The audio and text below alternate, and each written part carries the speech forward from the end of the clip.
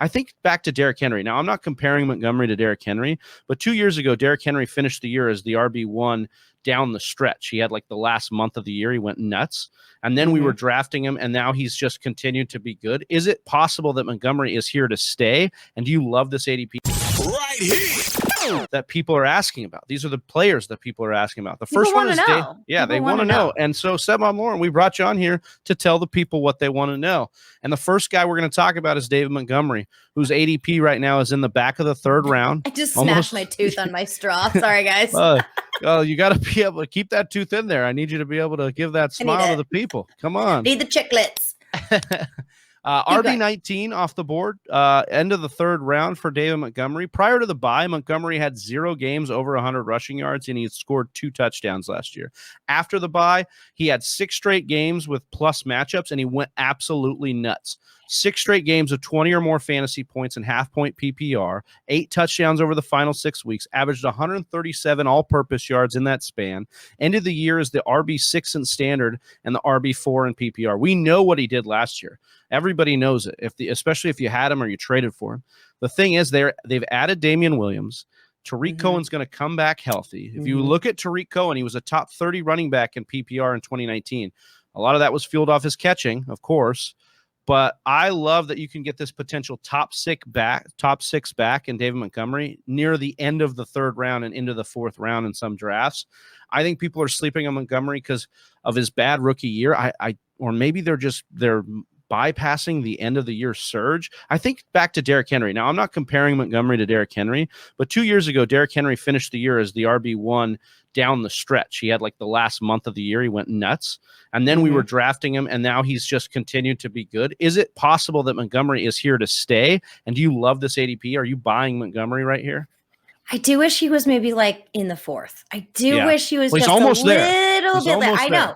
Almost. Yeah. So he is definitely someone that I am right on the fence. It's really going to depend on where I am in the draft. That is going to depend on whether or not I draft him, but that does not mean I'm selling him.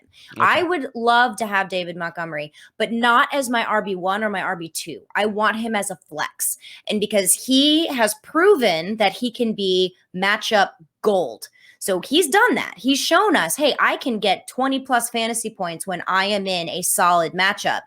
Not so much when he is in a negative matchup. And that's not necessarily his fault because of the Bears offense. They are frequently in a negative game script, which means they are fighting to play from behind, which doesn't always mean it's going to be David Montgomery. They're going to have to throw it. It's with Andy Dalton. I have no idea what that offense is going to look like. It's kind of frightening with Andy Dalton there. Sorry. Any Andy Dalton fans out there. Oh yeah. But so that's the only thing.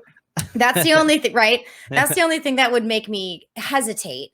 But I'm not selling him. I'm also not like rushing out to go buy him. But if he's there, and if I already have some stud running backs or 2 stud running backs, or if I've got my eye on a guy a little bit later, which is a name we're going to bring up in a little bit, that I can snag, I could take a risk on David Montgomery and feel okay with that. Because worst case scenario in a redraft league, if he has a bomb awesome game, trade him.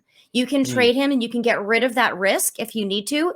Look at their strength of schedule once the season starts, because that gives us a much better gauge on exactly how good defenses are once we see a few weeks in the books.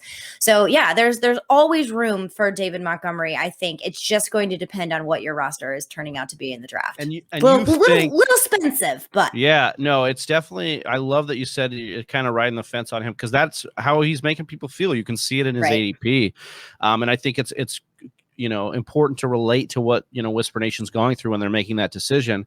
I wanted to ask if you think that he will be matchup based. If you think that that's what he showed us with those 6 games where he went nuts, is the biggest thing you took away there is you think that this is going to be a matchup based running back kind of RB2. I do. Until I am proven otherwise. I'll be open to looking at him. If he proves me wrong, I won't be like, oh, fluke. But from what I've seen so far from David Montgomery in his career, I feel as though he's pretty matchup dependent.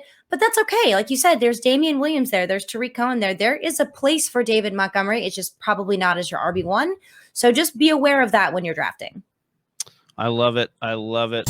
Right here. Hey, you made it to the end of the video. If you like what you saw, go ahead and click subscribe. And if you want to watch more fantasy football content, check out one of these videos.